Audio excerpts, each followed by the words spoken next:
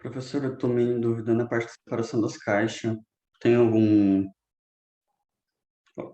coisa que pode me auxiliar? A separação das caixas, como assim? Tipo, eu consegui dar entrada tudo, mas para separar a caixa, eu tô meio perdido ainda. Principalmente naquela parte de duas caixas. Tá, é assim, ó. Lembra que a gente dá prioridade para uma caixa, né? Se você consegue levar o mesmo peso com duas ou com uma, vamos dizer, tem uma caixa de 30 ou duas de 15, é melhor levar uma de 30, tá? Ele tem que dar essa prioridade. Então, o que a gente pode fazer?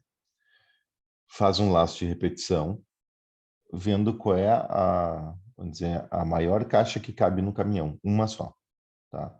Vai fazer um laço de repetição, você vai achar uma resposta, né? A maior caixa aqui obedece o limite daquele caminhão, sei lá, caixa 4, vamos supor. Tá? Você tem uma resposta. Só que agora você tem que procurar se tem uma resposta melhor usando duas caixas. Como é que você faz com duas caixas? Vai ser dois laços de repetição, tá? Então, um vai passar desde a primeira até o final e dentro dele vai ter um outro laço de repetição que vai a partir da segunda até o final. É sempre, não é da segunda, é da próxima, né? Então, um laço de repetição, o I vai de 1 a 6, nesse caso aqui, e o outro laço de repetição interno vai de I mais 1, ou seja, 2 até 6 também. Tá? Na verdade, o primeiro laço poderia ir até 5, né? Porque 6 não tem nenhuma caixa depois. Vai de 1 a 5, o outro vai de 2 a 6, por exemplo.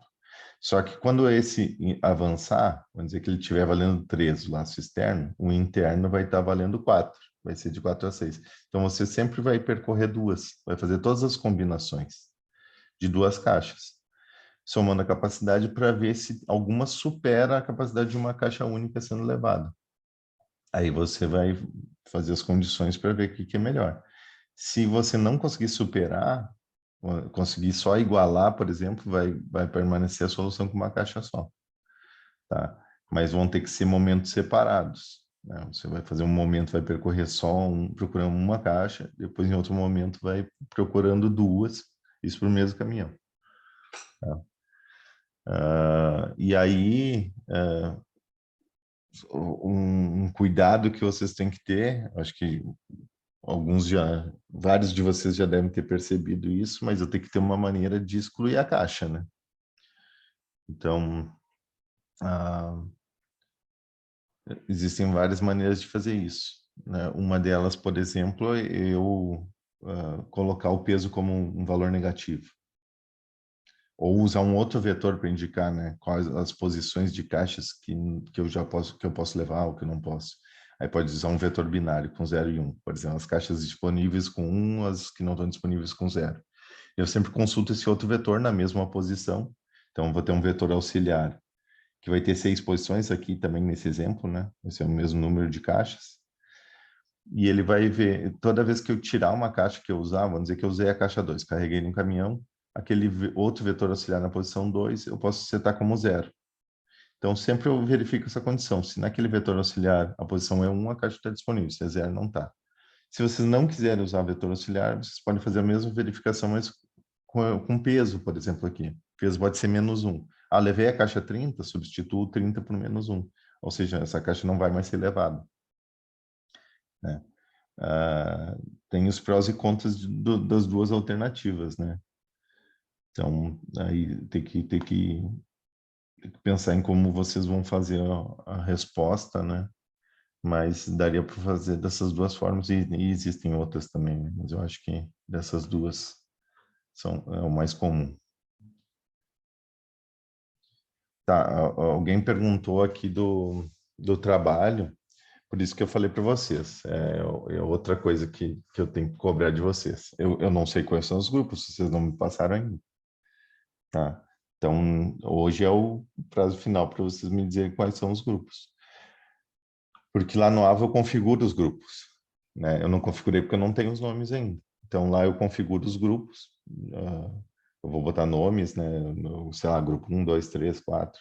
E aí, cada grupo eu coloco quem são os participantes, e aí basta um do grupo colocar o trabalho e ele já conta a nota para os três, ou dois, ou um, eu não sei. O grupo é com três, mas não é obrigatório, né? Pode ser menos, só não pode ser mais de três. Então, eu preciso que vocês me indiquem os nomes, tá? Se quiser botar o nome aqui, pode mandar. Ou por mensagem no AVA até hoje só. Se vocês quiserem facilitar um pouquinho, né? Facilitar não, vou dizer, um pouco mais de segurança, coloquem no trabalho de vocês, como comentário, o nome das pessoas também, né? Bota aqui, João, Maria, Ana, tá. Aí, se der alguma falha, alguma coisa do grupo, pelo menos tem os nomes das pessoas, né? Aí coloca como comentário, assim, no próprio código, tá? Daí vamos dizer, na pior das hipóteses, eu sei quem é pelo código mesmo. E aí, lembrando que, especialmente no caso do trabalho,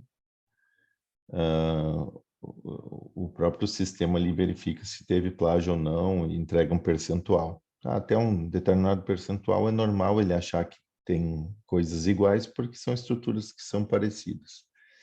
Mas quando assim passa de metade do código, né? Aí eu começo a olhar com mais atenção e já aconteceu de eu precisar marcar uma reunião com os alunos para identificar o que aconteceu e aí o aluno que copiou reprova, né? Então, já estou fazendo em grupo para não precisar copiar um do outro, tá?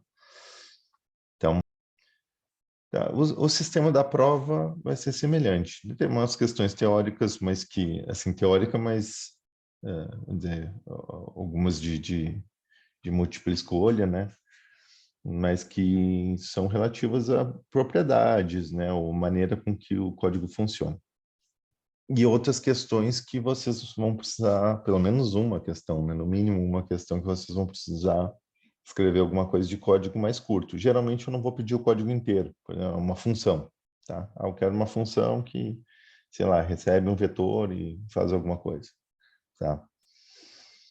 E aí, então esses códigos são um pouco mais curtos, né? Não é o programa inteiro. E também como esses códigos não são, vocês não vão abrir aliás, até vocês conseguem fazer isso agora, né? Mas não precisaria abrir um code blocks, né? Um ambiente para desenvolver lá o programa inteiro, porque até é mais demorado desenvolver ele inteiro, né?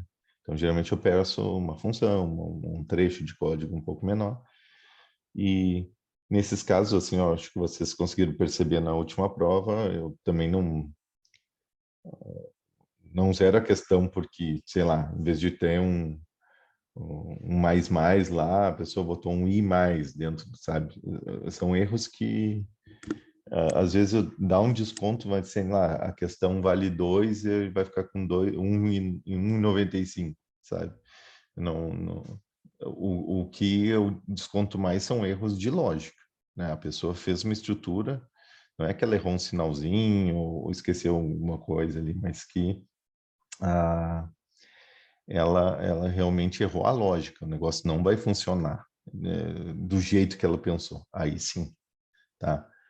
Ou não sabe usar alguma estrutura, né? Não soube, sei lá, como trabalha com os índices nas variáveis, ou como faz o retorno de uma função, sei lá, alguma coisa assim, né? Então, vamos dizer que seria mais grave, que a pessoa não tem o conhecimento e, na verdade, não deve ter conseguido fazer os exercícios nem nada. Então, isso sim tem descontos maiores, outras coisas são detalhezinhos, né? Aqui tem uma pergunta, a cálculo da média tá como eu coloquei no plano, tá? Metade da nota é o trabalho, a outra metade é as duas provas que valem a mesma coisa. Então, assim, no frigir dos ovos, cada prova vale 2,5, né, no peso dela na nota final, né?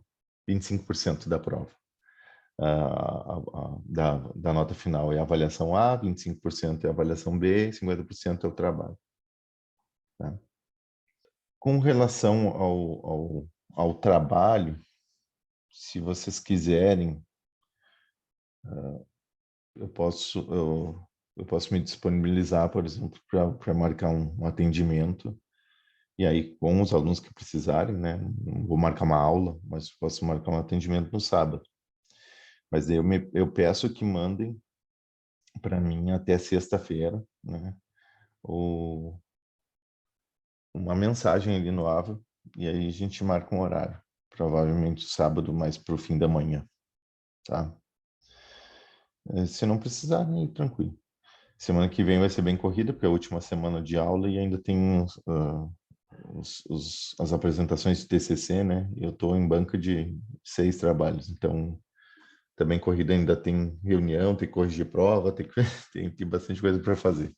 Então vai ser complicado eu marcar alguma coisa durante a semana, tá? Mas no sábado eu consigo. Então, alguém tem mais alguma dúvida? Tá. Uma outra coisa, tem os exercícios lá, não são muitos, né? Mas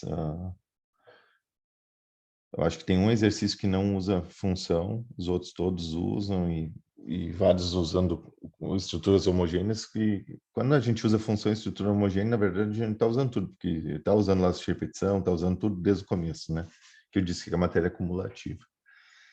E então, aqueles exercícios ali do final, acho que é um bom treino, não são longos, tá? Então, daria para fazer esses exercícios mais curtos.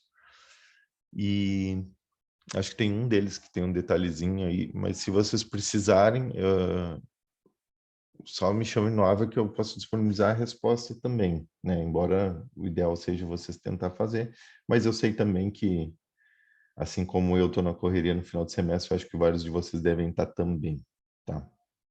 Então, só pedir no Ava que eu disponibilizo as respostas, né?